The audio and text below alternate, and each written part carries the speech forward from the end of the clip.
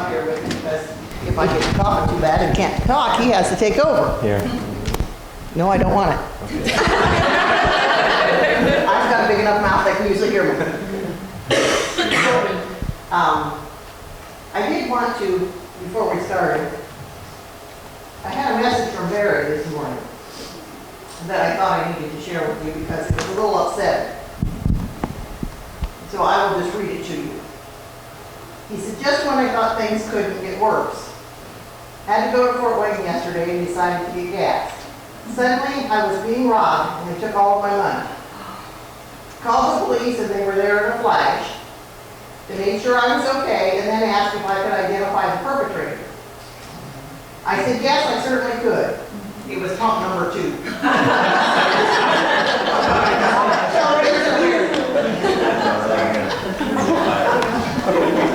Now, and I thought, how true. Amen. Now I gotta call Barry though. I know.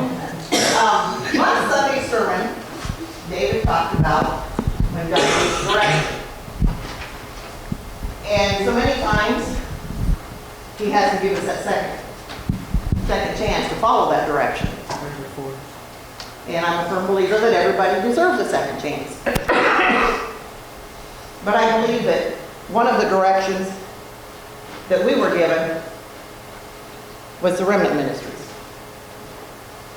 We were not given that direction to help them out. I think we were given that direction to love them because that's so easy to do. But we were given that direction, I believe, to grow us. And it really has. And I think that it would give you that opportunity once you hear the girls' stories and things like that, to see what God does do, to see the second chances that he gives. In David's sermon, he said, you know, Jonah needed that second chance to follow directions. Samson needed a second chance. David got a second chance. If you read the Bible, everybody pretty much has had that second chance. So like I said, I'm a firm believer that everyone deserves it. I know that when God probably called me to give my life to him, I probably said, not sure. And so I waited a while. But I'm glad that he gave me that second chance. Mm-hmm. And Marianne, would you put up what I asked you to? This is something I came across, made me think of every one of you girls. And I really liked what it said. So I asked her if she would put that up there. But I would like to have the opportunity, it's my pleasure. We have some of the girls that are currently at the Remnant Ministries, and we have some that have graduated the program that are going to speak to us today. And I apologize first to you girls because we have no minister here today. He's on vacation. So you don't get the sermon, I'm sorry. I'm not doing it. Why not? You look so comfortable up there. Well, I'm not real good at it, Joy, that's why. Roger can do it. That's why he didn't even want to come up, you know. But I would like to take the time to introduce one of the girls. I'm going to start with Amber, if you would stand up or wave or something so they know who you are. And JC.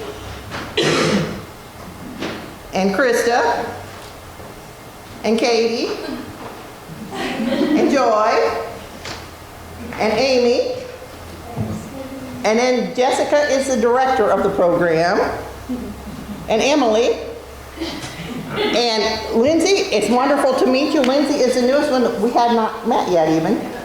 So I'm going to turn it completely over to them. I don't care how they do it. They're going to talk to you today.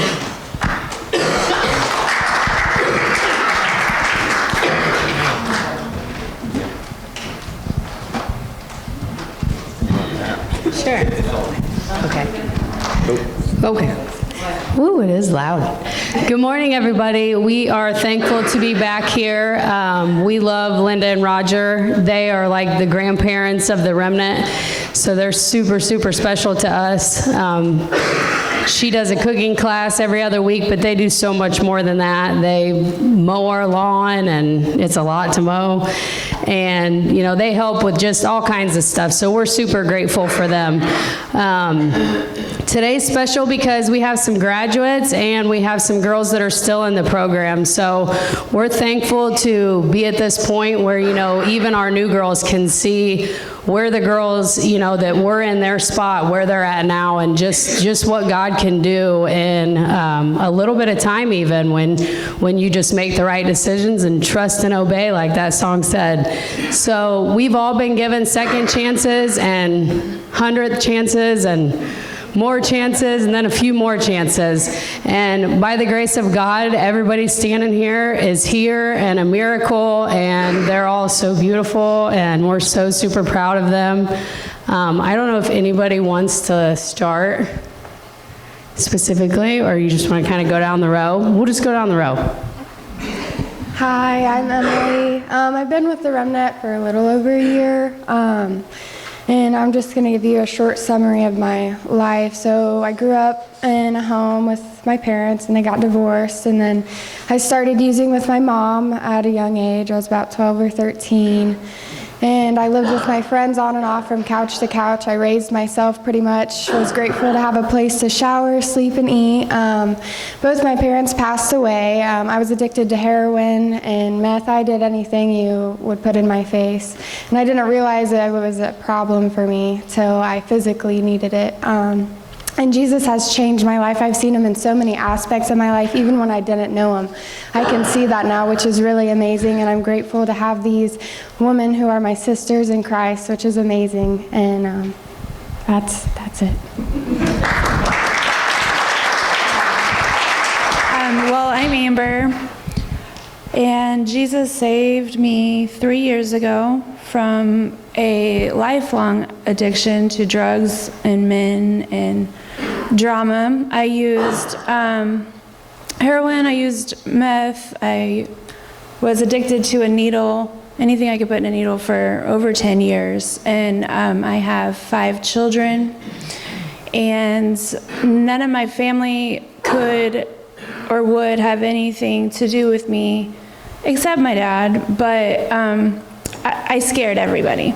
They didn't want me in their house. They didn't trust me. They were afraid I might die in their bathroom. Everybody was just afraid to have me around, and I lived that way for a long time. Jessica came to the Willie County Jail when I was at my lowest, and I had zero hope of surviving.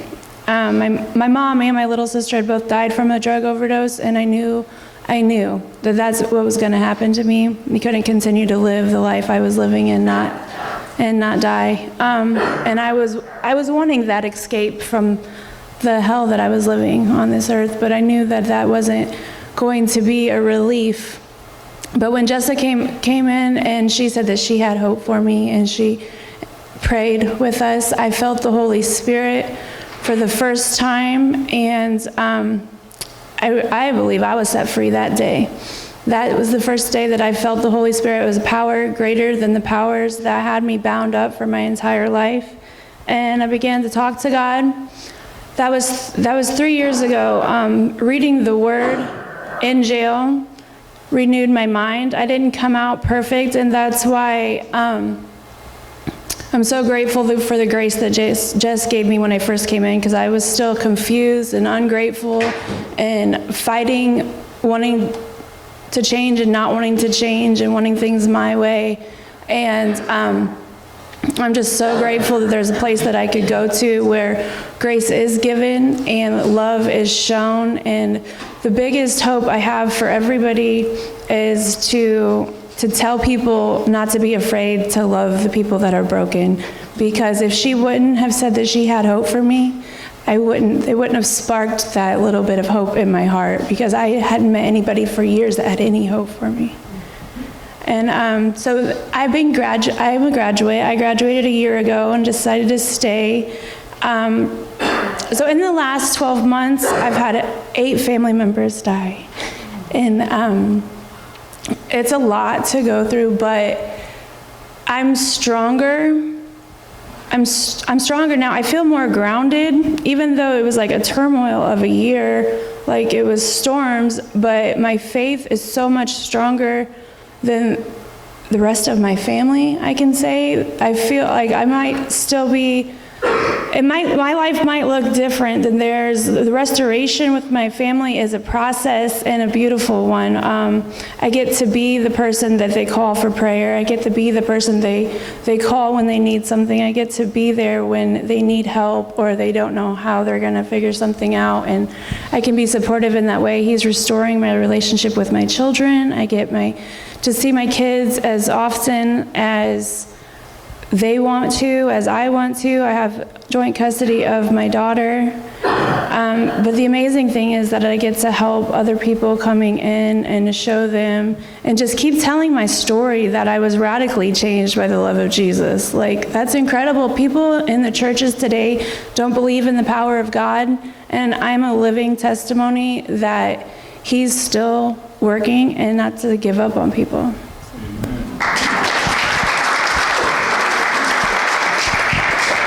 Hi, my name is JC. I've been in the program for about 8 months now, and I am really grateful to be in this program, and I'm really excited to see like where my next journey takes me. So I'm grateful to be a part of this program and get to experience everything I've experienced and everything I'm going to experience. So, yeah.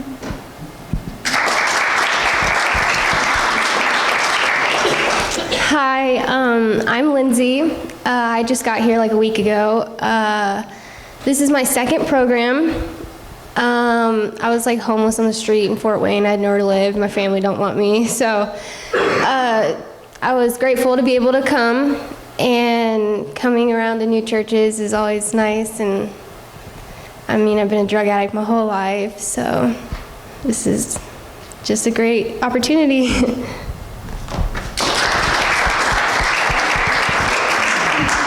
So my name's Krista. I've actually been here 15 months today. Is that right? Wow. 15 months. I didn't really grow up in church. Like, my grandparents would put me on the church bus on Sundays just to kind of get me out of the house. So I knew like about God, but I didn't know God. So I started using at a really young age with my parents. And I was just, like, I started drinking at a young age, and then once I graduated high school, I started getting in trouble. So I spent about 12 years in and out of jail, in and out of treatments. I had 2 daughters, and I ended up losing both of them. I got married in 2016, and we were using, and we caught another criminal case and went on the run. So I ended up in a hotel room in North Dakota, in some little town in North Dakota, and I was just so sick and tired of the running and the using and the life that I was living. And I was sitting in this hotel room by myself, and I was just like, God, I don't even know what to do. Like, I want out of here. And 3 days later, I was arrested, which was the best blessing I could have ever went through. We were extradited back to Indiana. I got a 10-year prison sentence in 2017.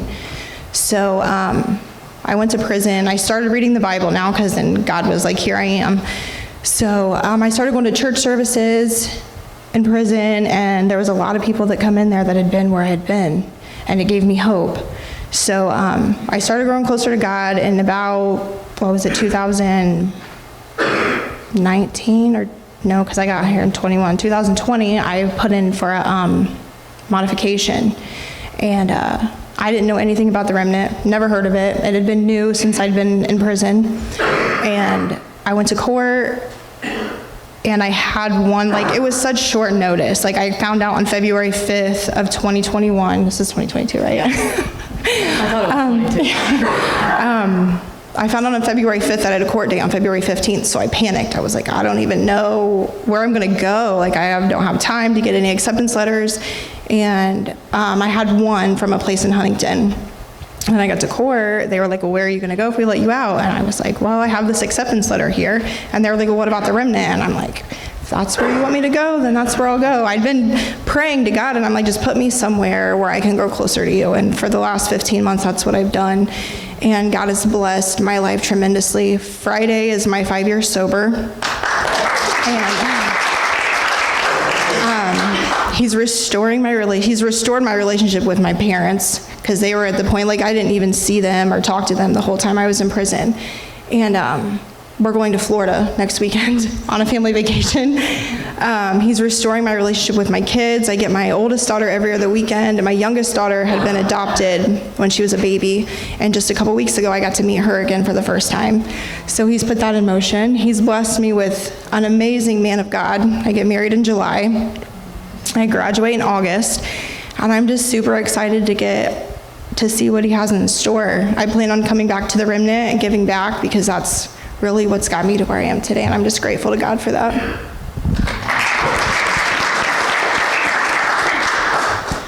I'm Joy. The Remnant was actually my second program.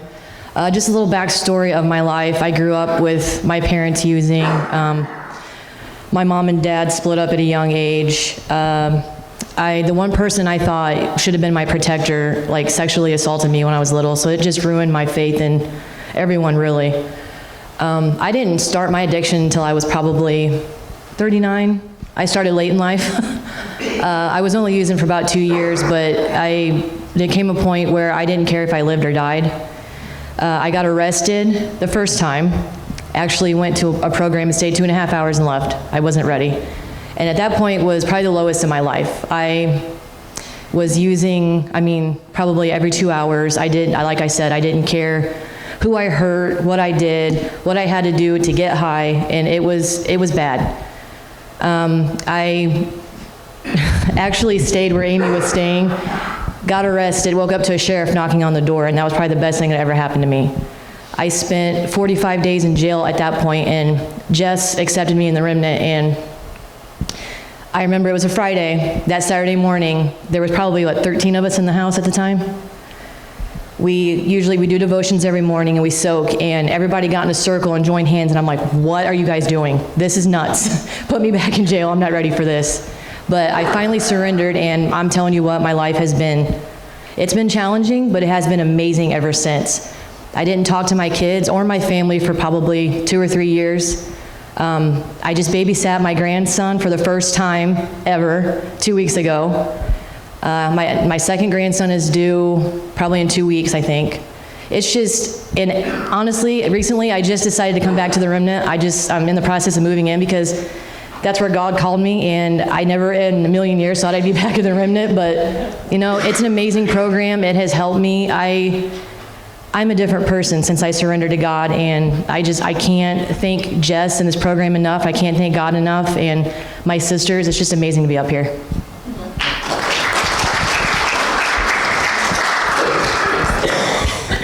Hi, I'm Katie. I've done a lot of programs too, whether that be in prison or through the courts, like the Remnant. I've actually graduated the Remnant twice. No shame. So my story is just so long, and I could keep you guys here all day, but I really felt like us giving our testimonies today, like God just really wants me to share with you the last 2 years of it. So literally 2 years ago today, I was a complete wreck. I was surrounded with my sisters, and they were just trying to encourage me because I had just relapsed and overdosed 2 days prior. And I had multiple warrants come out this morning 2 years ago, because I violated my probation by relapsing. So I turned myself in on my warrants, and I really, I knew God. I was raised in church my whole life. Very blessed to have a loving family. I have 3 brothers, and my parents are still together. It wasn't until like middle school, high school, when I started having like issues, like not drugs. Drugs didn't really come into play until high school, which was like the normal drinking and partying on the weekends. But I had issues in middle school of, people pleasing and perfectionism, just very performance based to, receive like the love and attention that, we all want. So that just led me into an addiction down the road, which started more in college with prescription pain medicine. And then I got into using heroin and, using the needle and things like that. So for like 10 years off and on, I battled with that. And God sent me to the Remnant when they first opened 3.5 years ago. And that was when I first like truly met God, where he met me, like, because I was angry. I was with all these girls and seeing them full of joy and just peace, even like through, facing prison sentences and just all these things that we've gone through in our lives. And I thought, well, I know you, God, but I don't understand. Like, they have something that I don't have. And I thought I had it all. I thought I knew it all, knew the Bible, knew everything. Well, I didn't know anything. I knew the God that I had put in a box, and he can't be contained. So I just got to the point where I surrendered, like truly surrendered.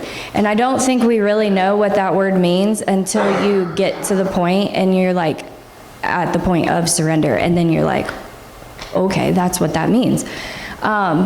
So God just showed me over the past 3.5 years, like who he truly is, and told me who I really am, that I'm not an addict, I'm not worthless, that I'm not lost, that I'm worthy, and that he has,